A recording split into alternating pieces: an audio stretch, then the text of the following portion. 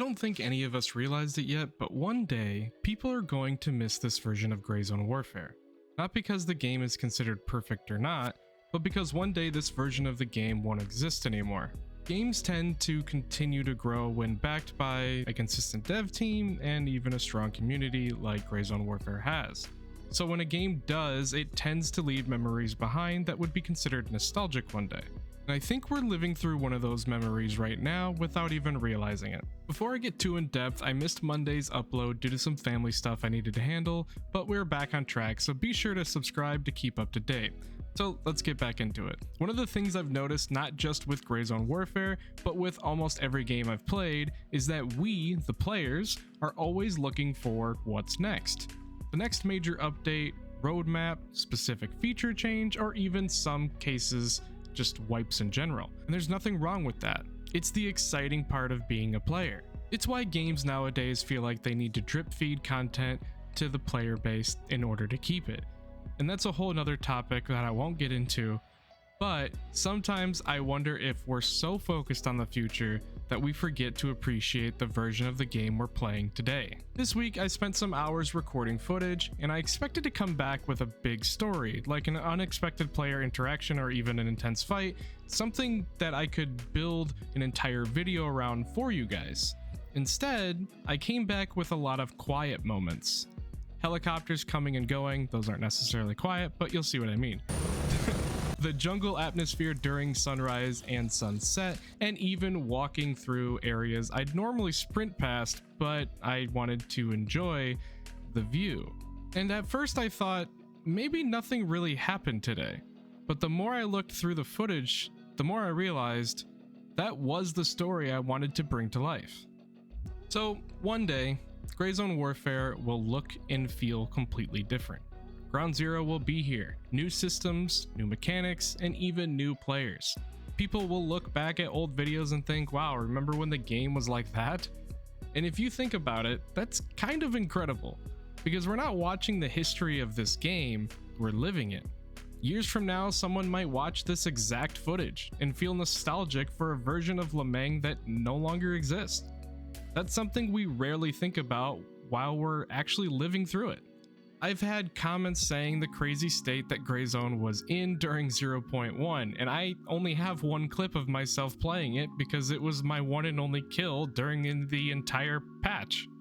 And that comment did compare what 0.1 was to what it is now in 0.4 plus, and it's a night and day difference. And if you didn't play then, you didn't miss much. You would load in and ride the heli out of the fob, all the LZs were locked, which is nothing new. Here's where the fun part began. You would do the first 3 to 5 tasks that provided coordinates, which was nice, and then to turn them in, you had to ride the heli back to the main base, or fob, every single task. So you kind of hoped you had multiple tasks to do to stay out longer, otherwise you were going back just to hand in one single item.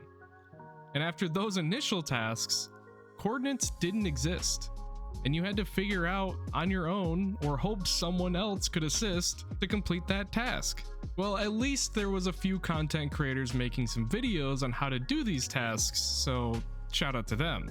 But with 0.4, I know many people still have their issues with it, but the game is in a much more optimized state. You can turn in tasks at cops. You have map indicators for exact task locations, or at least the area for it, and you even have squad task sharing, which is a very recent thing, and much more loot to hoard for all of you goblins out there that are wanting to keep them for tasks. And obviously there's so much more. The game state is much better than it was, and I believe Madfinger Games has what it takes to make the same realization happen again, come 0.5 through 1.0 release.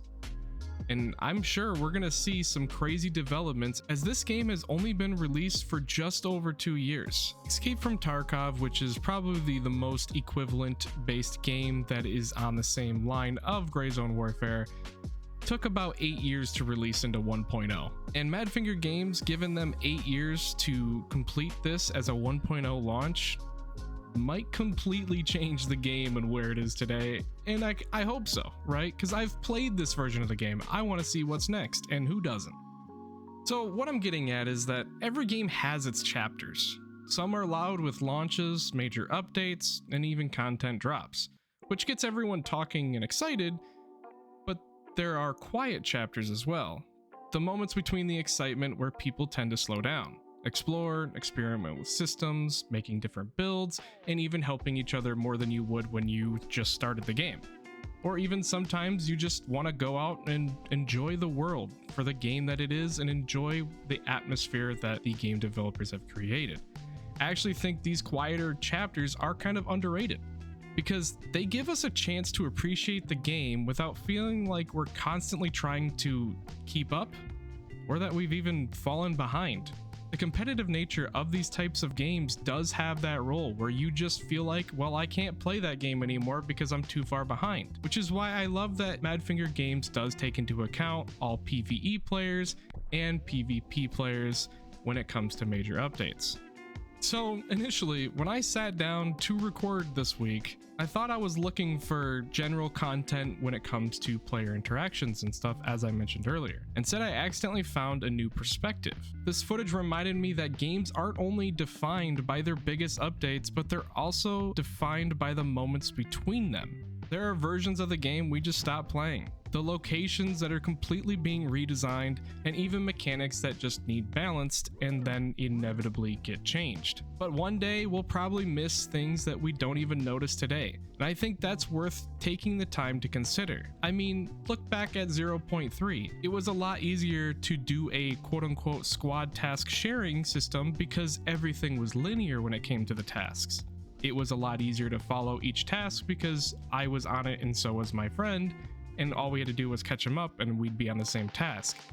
With 0.4, that completely changed and squad task sharing did come out, but the overall system for tasking is a lot better when it comes to coordinates, locations, more things to do. There's just some other fine tuning that needs to come with it. So as a 0.4 release, I'd say this is a very good update. I can't wait to see what 0.5 is. But as I said, eventually 0.5 will arrive. Then another update after that, and so on. Grayzone will keep growing. The game we're playing today won't stay exactly like this forever. So before we all rush towards whatever's next, I just wanted to take a moment to appreciate where we are now.